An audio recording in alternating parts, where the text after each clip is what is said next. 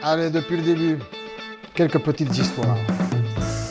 L'année 81-82, c'est ma première véritable saison, 100%. Vous ne pouvez pas savoir ce que j'ai ressenti dans ces moments-là, c'est que j'ai rencontré beaucoup de joueurs qui avaient de l'expérience, que je regardais à la télé. C'est une saison où on se qualifie pour les phases finales. C'est des rêves d'enfants, en fait, qui à un moment donné se réalisent. La finale, où on joue contre Bayonne, et à Bayonne, il y avait Perrier, il y avait Belasquin au centre. C'était les centres de l'équipe de France qui jouaient le tournoi sur le courant de l'année. Waouh!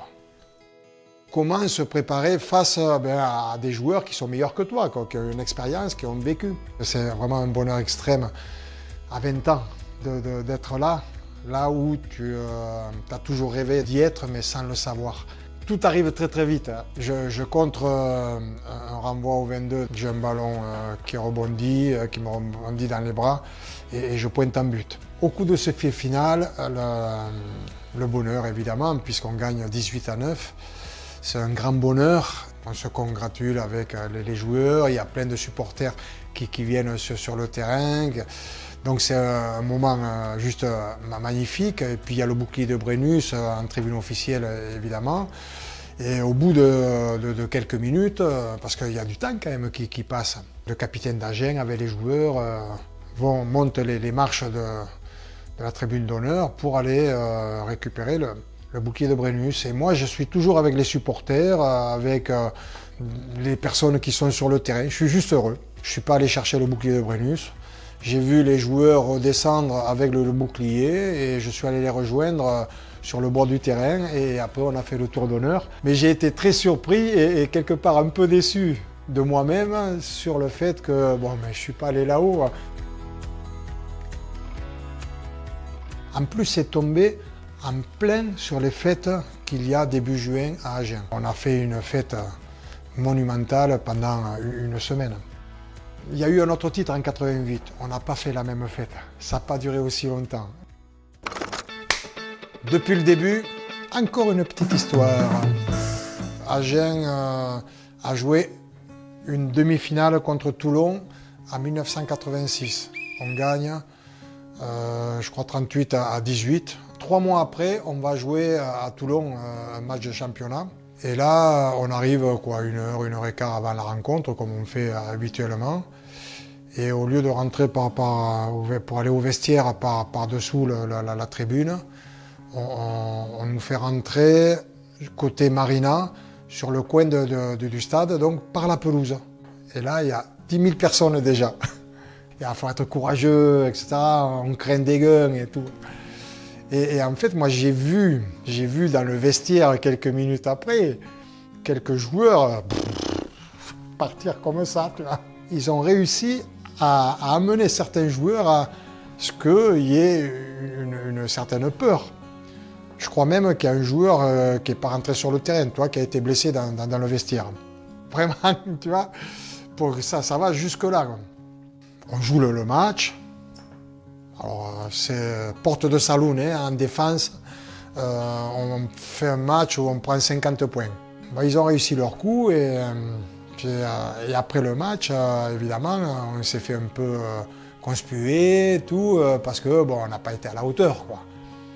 Et à Toulon, j'ai le souvenir aussi d'avoir rejoué contre Toulon plus tard, où on a fait un match là-bas, je crois on a fait match nul, on a failli gagner, tu vois, mais même si tu ne gagnes pas, que tu as été à la hauteur, que tu as été dans le combat, tu as joué au rugby, tu as entrepris. Juste à côté du stade, il y a un bar où les bus se mettent pas loin. Eh bien, il y a des supporters qui nous ont appelés et on a passé du temps, et un peu de bon temps même, avec ces supporters qui nous ont félicités, qui nous ont encouragés à être des combattants, etc. Tu as fait le job, mais tu es récompensé. On avait bu une petite bière avec eux. Troisième histoire, la plus folle. J'ai pris un risque énorme. C'est-à-dire que c'est au Parc des Princes, Jacques Fourou, entraîneur. Et donc, on est dans la salle où on s'est chauffé avant de rentrer sur le terrain. Tout le monde était prêt, c'est les dernières consignes et un petit moment de motivation aussi, comme il savait faire avec certains joueurs, il les amenait à ce qu'ils soient les meilleurs. Il était agressif par moments, Jacques Fauroux. Il avait ce côté percutant dans les avant-matchs. Avec moi, par contre, il avait une confiance totale. Enfin, c'est ce que je ressentais. J'avais fait un match contre une équipe où j'avais été moins efficace, moins performant. Et il m'a dit, mais tu as fait un match la dernière fois, tu t'es fait pourrir, etc. Tu n'es plus dans le coup, etc. Je lui ai dit, mais qu'est-ce qui se passe? Il se passe quoi là et on était tous, tu vois, avant de sortir de cette pièce, on était tous comme ça, liés les uns aux autres, en rond, très serrés. Et lui, Jacques Fauroux, il était juste devant moi à parler comme ça. Toi, il parlait aux différents joueurs. Il voulait que je réagisse. Mais j'étais coincé. Et donc j'ai réagi. Mais j'avais que la tête qui était disponible. Donc qu'est-ce que j'ai fait? Je me suis avancé vers lui pour lui donner un coup de tête. Mais j'aurais pu le faire d'une manière... allez, on est ensemble, on va y aller. Ouais, je comprends ce que tu me dis, etc. Sauf que le coup est parti bien plus fort. Et hop, il est tombé. Après le coup de tête, il est tombé et il est parti sur le côté. Tu vois, on est ressorti pour aller dans le couloir, prêt pour sortir, quoi, pour aller jouer le match. J'ai pas vu Jacques Fauroux. Je me suis dit, qu'est-ce que t'as fait, quoi? J'ai dit, t'as intérêt à être bon, quoi. T'as intérêt à faire un bon match, quoi, tu vois. Parce que sinon...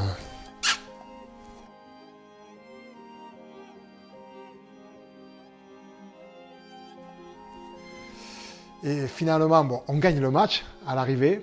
Je sors du terrain et là, je vois Jacques Fauroux.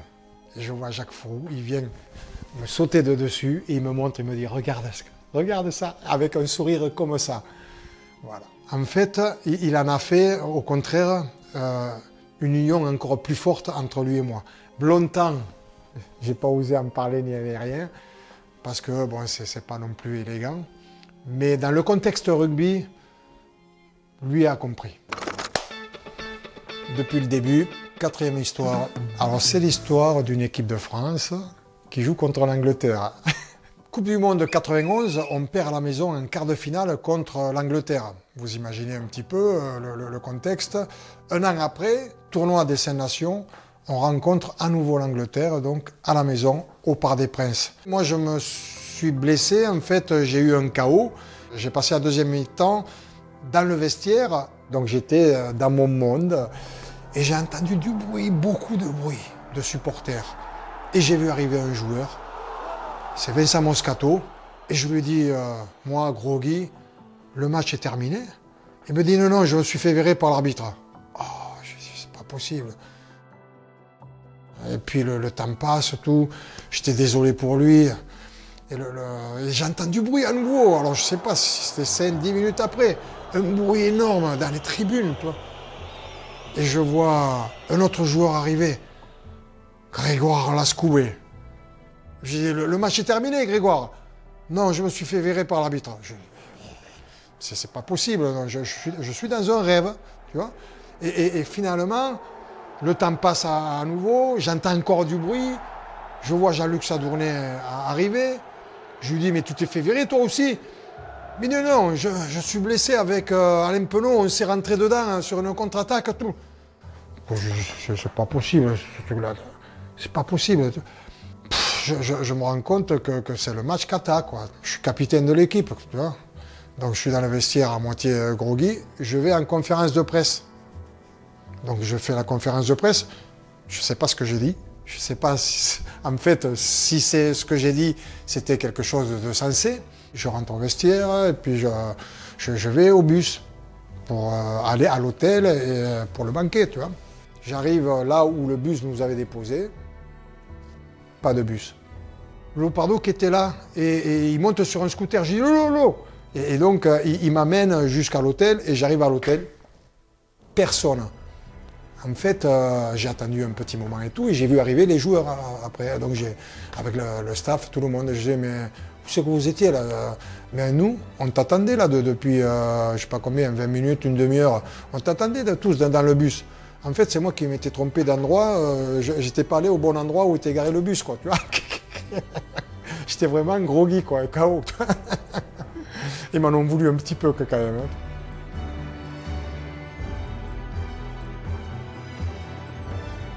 C'était la journée cata. Il y a le match, il y avait tout, quoi, tu vois. Oh là là.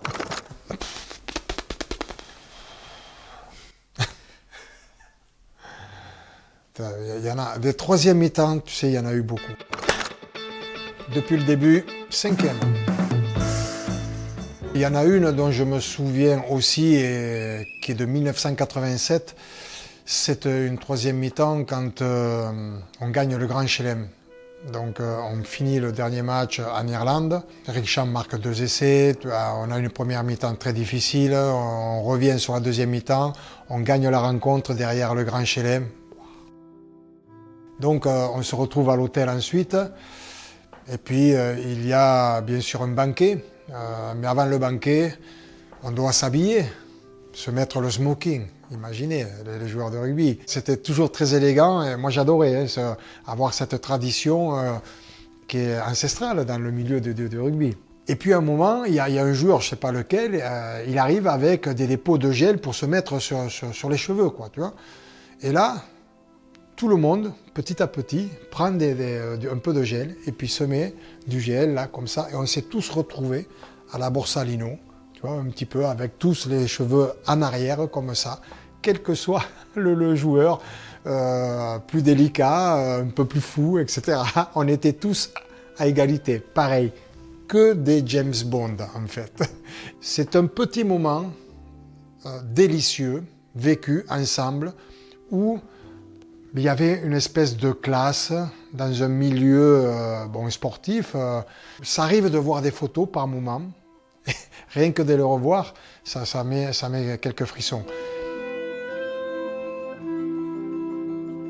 Alors je ne vous explique pas après les rues de Dublin.